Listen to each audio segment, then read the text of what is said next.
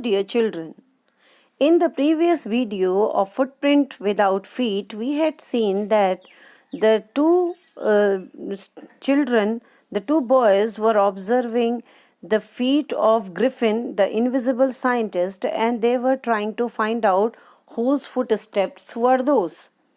But nobody was visible, and gradually, Griffin, the intelligent, or I should say, the cunning scientist, disappeared very soon. Now, in this video, we are going to proceed ahead with the lesson. Brilliant scientist though he was, Griffin was rather a lawless person. His landlord disliked him and tried to eject him. In revenge, Griffin set fire to the house. To get away without being seen, he had to remove his clothes. Thus, it was that he became a homeless wanderer, without clothes, without money, and quite invisible, until he happened to step in some mud and left footprints as he walked. So, some word meanings: fascinated, strongly, attracted and interested, fainter, barely perceptible, bewildered, perplexed and confused, very puzzled. It was Griffin, the scientist, who had been working for a long time to see how to make the human body invisible.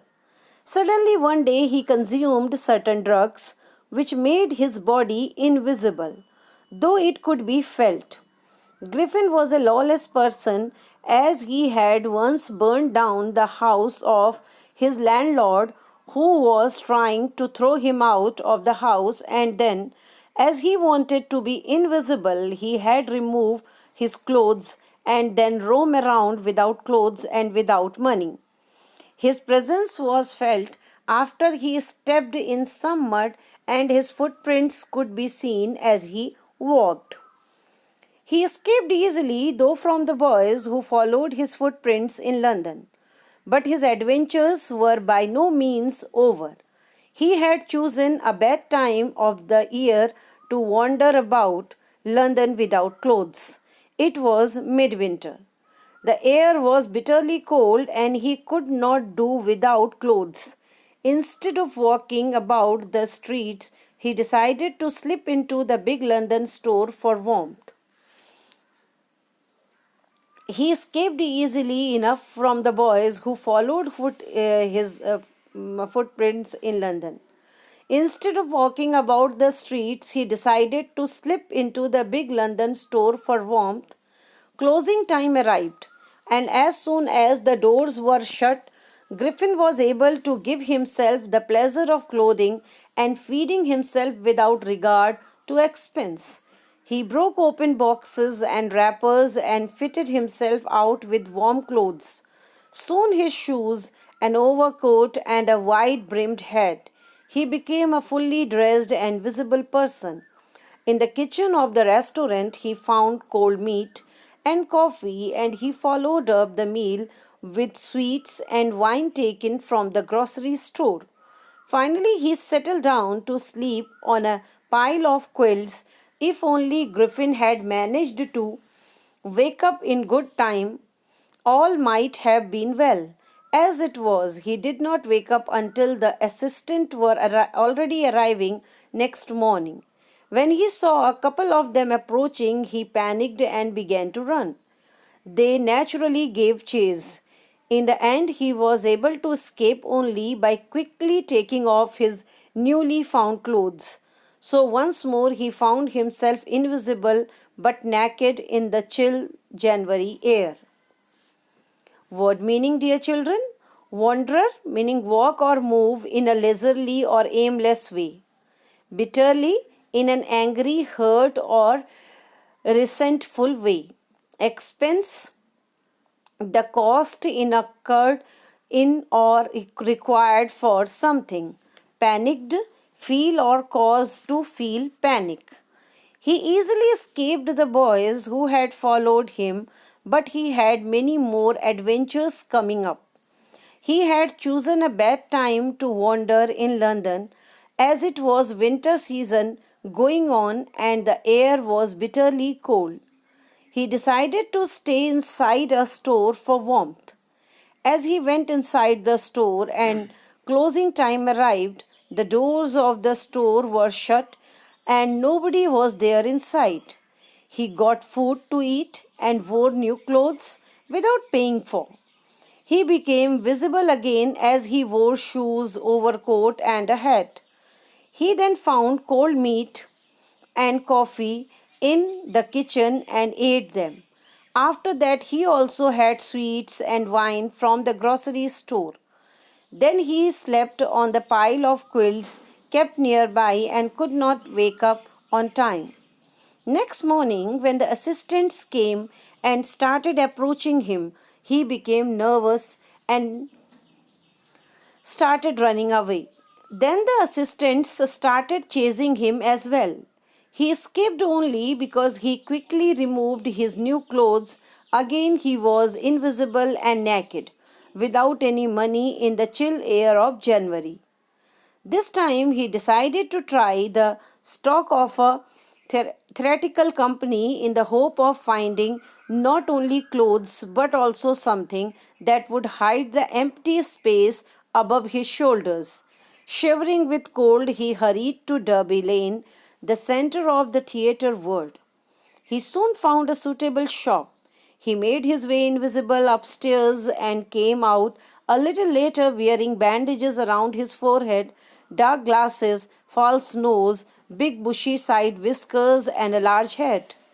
To skip without being seen, he cautiously attacked the shopkeeper from behind, after which he robbed him of all the money he could find. Eager to get away from crowded London, he took a train to the village of VIPIN, where he booked 2 rooms at the local inn. The arrival of a stranger at an inn in winter was, in any case, an unusual event. A stranger of such uncommon appearance set all tongues wagging. This time he decided to try the clothing of a theatrical world, as he knew that he would surely find something there to cover his face with. He quickly reached Derby Lane, the center of theatrical world, as he was shivering with cold. He found a shop according to his needs and entered it. He came out wearing bandages around his forehead, false nose, side whiskers, and a hat. Then he did not have any money. He attacked a shopkeeper and robbed him of all his money. Then he felt that London was too crowded and decided to go to a small village nearby Iping. He took a train and booked 2 rooms in the local inn.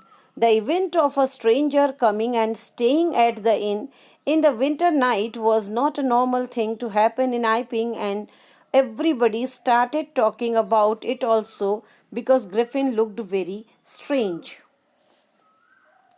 Mrs. Hall, the landlord's wife, made every effort to be friendly, but Griffin had no desire to talk and told her, "My reason for coming to Iping is a desire for solitude. I do not wish to be disturbed in my work. Besides, an accident had affected my face." Satisfied that her guest was an eccentric scientist, and in view of the fact that he had paid her in advance, Mrs. Hall was prepared to excuse his strange habits and irritable temper. But the stolen money did not fast long, and presently Griffin had to admit that he had no more ready cash. He pretended, however, that he was expecting a check to arrive at any moment. Shortly afterward, a curious episode occurred.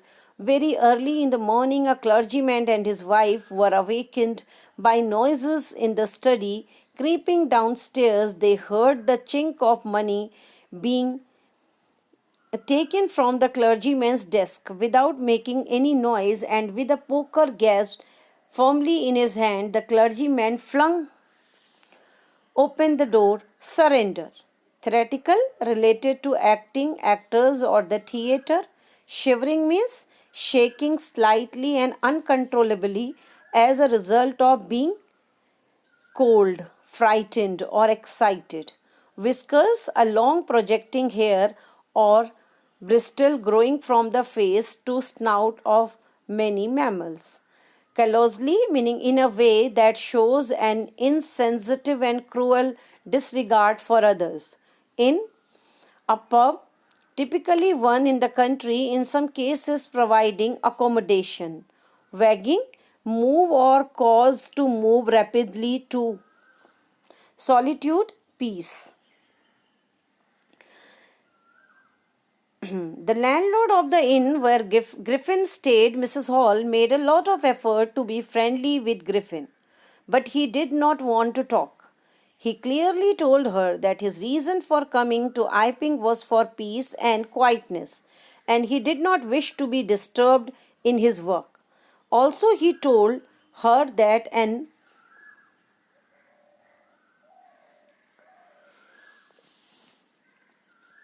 accident had affected his face due to which he had to cover it.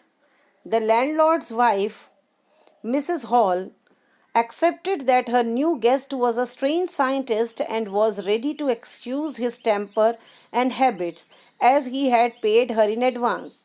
Then the time came when his money was over and he had no ready cash available for further payment at the inn. He had to pretend that he was waiting for a check which could arrive at any moment. Then something really strange happened. The clergyman and his wife were awakened by some noise in their study room. When they were coming downstairs, they could hear the sound of money being taken from the clergyman's desk.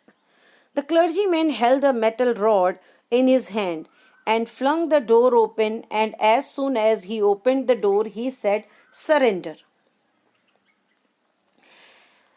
as he thought he had caught the thief. Thank you, dear children.